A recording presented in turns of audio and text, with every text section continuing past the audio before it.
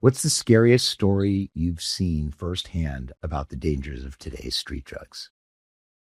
Either one of you.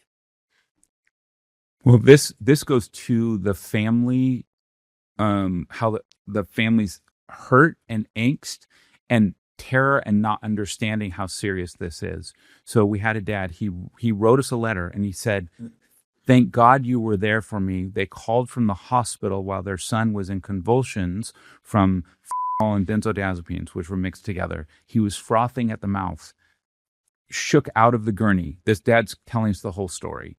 And he said, "Thank God you were there for me. We were able to get him into treatment because you guys answered." So right from the hospital, a direct transfer to the center. Yeah. It's a week later when he writes this and he says to me, well, he writes in there, "We've really got to get his school on track." Mm-hmm. And the poor dad doesn't know what to hold on to because the pain of losing his son, is so great. So then he deflects it, and now he's talking about school. Yes, yeah. And I want to be sensitive. You don't want to say. You don't just look at them and say, "Dude, your kid just almost died." I mean, sometimes yes, we do. Sometimes it's absolutely that. Yeah. And I make them say it out loud 3 times and then tell them, and then ask them how fucking stupid that sounded. Yeah.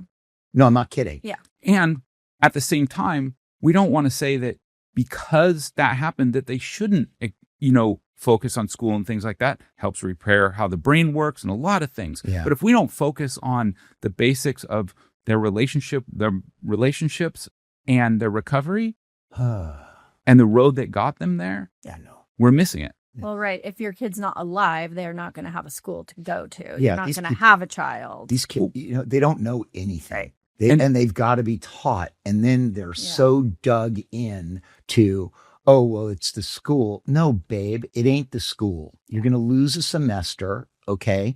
And that's the way it is. Now, you guys keep up with their schoolwork at your place, right? We do. So they can do all that stuff there. Yeah. Okay, it's not an and or. No, I think it's just tough. It's managing the parents' expectations. It's like locking into, like, the parents are just terrified. Yeah. And I think they're coming from this place of managing what other people think about them, the stigma of their child, and treatment, right? I don't have an ear for it. I know, I know. But it's like, how can you access that and then redirect them to, we have to do this with your child? You let them know.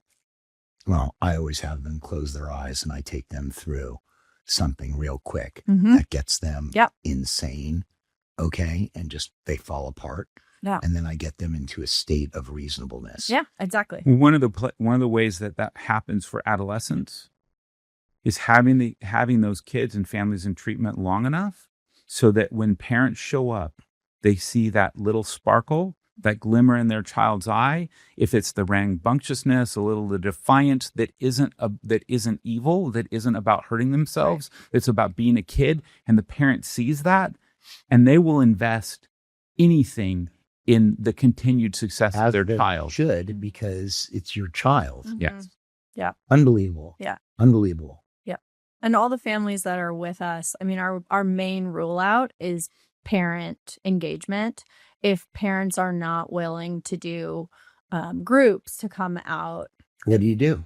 We don't take them. Oh, you don't take the kids? Yeah. Yeah. Our requirement is family involvement because everybody wants to know what's your rule out. Is it psychosis? Is it this? Is it that? And our number one is parent involvement. We know that it is family. And so that's on one side. The other side, from a kind of terrifying, from a parent being terrified, is so I was in group one day and I asked, "So how are you doing today?" And the mom says to me, "I just hear the sirens." Mm-hmm.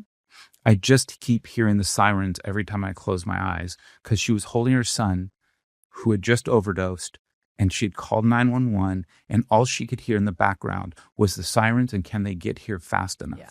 Can they get here fast enough to save my son? And what that does for a parent is just crushing, because then they feel like it's their fault. And the next question I ask the group is... It is. Yes. It is. Let me tell you something. We have the kids. They don't have us. They didn't ask to be here. Yeah. If something bad happens to my children, it's my fault. You got to be present. You know this. If you do the work from the gate, okay, you don't have your phone, you're down on their level, you're connecting, they go, right? They know what they're saying, but they can't get it out. So you go, wow, you're making these kids feel important. So that way, when they're older, you can have the conversation because you've done the work. Yeah.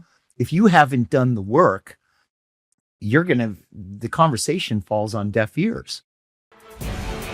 We're out of time. Please subscribe on YouTube, click the thumbs up, and leave a comment. Please subscribe on Apple Podcast and Spotify and leave a rating and a review. And share the We're Out of Time podcast with others you know who will get value out of it. See you next Tuesday.